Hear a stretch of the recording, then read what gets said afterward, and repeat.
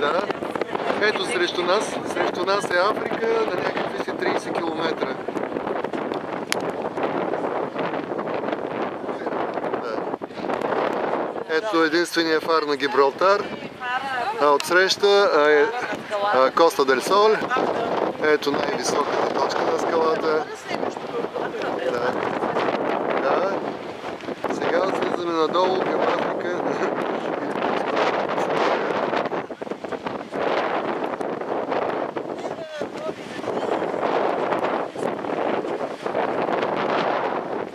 Вау!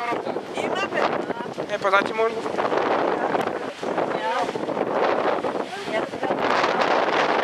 Ето вълните бият европейския бряг. Да, аз те снимам. Да.